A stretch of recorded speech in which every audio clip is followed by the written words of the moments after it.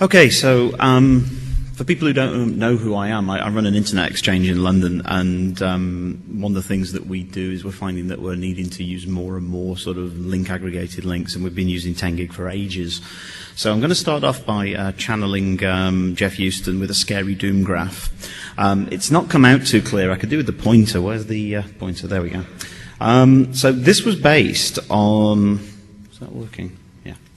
So this graph was based on, if I took my traffic, the red curve is a polynomial of my traffic growth through to the end of 2006, based on 12-month traffic growth, which takes me to about 150 gig from where I am today, which is about 85.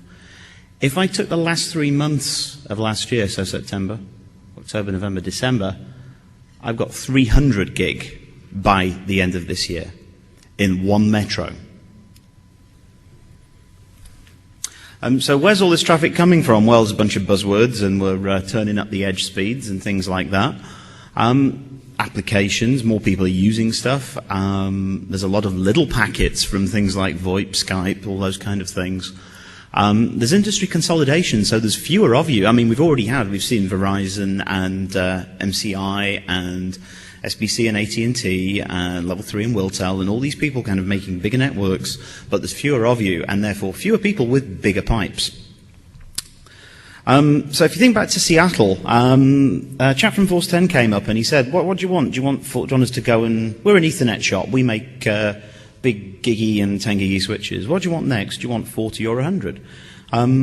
The answer seemed to be 100 because we can already do 40 now. We've got OC768. It's kind of expensive. Or we can go cheap, and if we're in the metro and we can get dark fiber, we can go cheap and we can go 4x10 gig E.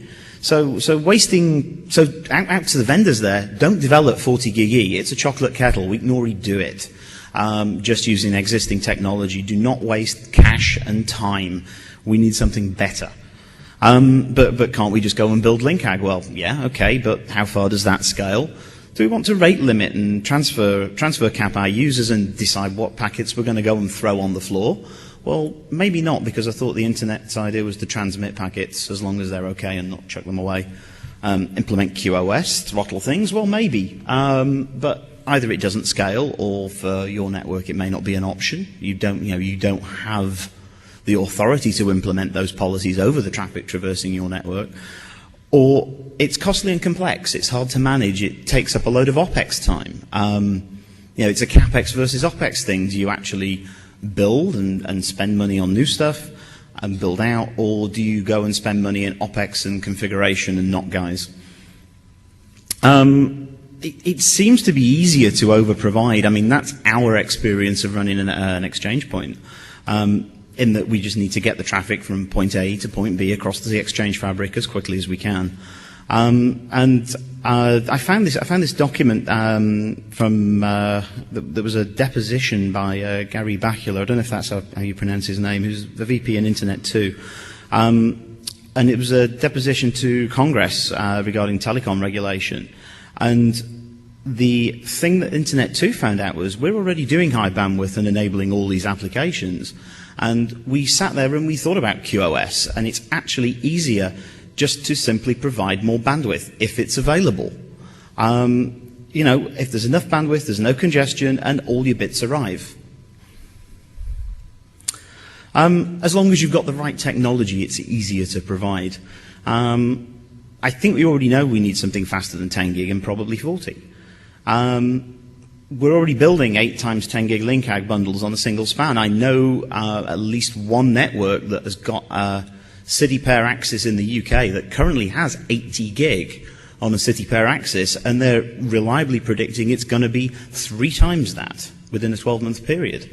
There is a challenge out there to be able to do this, and if you're making large LinkAgs, you've got pretty serious challenges of handling things like packet reordering and just the physical capabilities of the box to build link aggregates. Some of them will only link aggregate within a single line card, or across certain line cards. There's limitations of the architecture and the platform that stop you growing beyond certain size of link aggregates.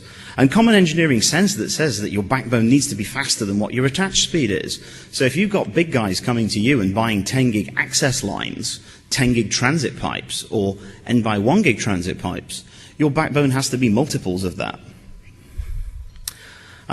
So my kind of conclusion is your vendor needs you, probably, and even if they don't realize it yet. Stand up Ted, because I mean he made the point earlier this week that a lot of the time stuff being shipped isn't what we want to buy, and it's stuff that we just end up having to buy because that's all there is.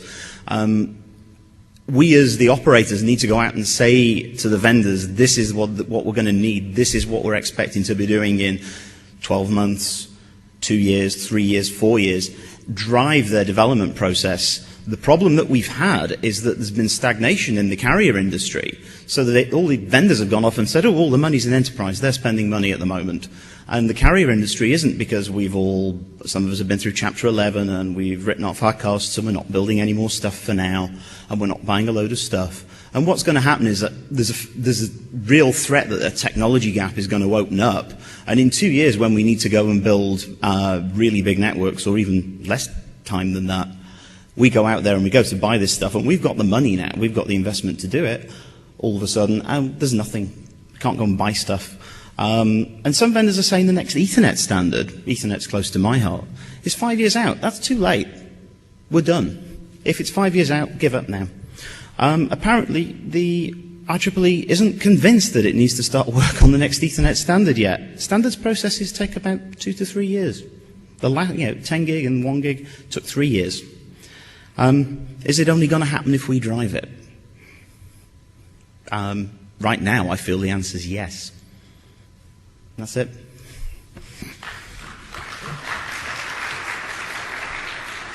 And I guess, have I got time for a question or not? Any questions if anybody's got them, or comments? Yeah, 3 minutes, sure. I did that in 7 minutes. If anybody's got time for questions or comments, then feel free. Otherwise, I don't know, if people want to try and coordinate beating people up, come and talk to me. Otherwise, go out and stalk your vendors. Okay? All right.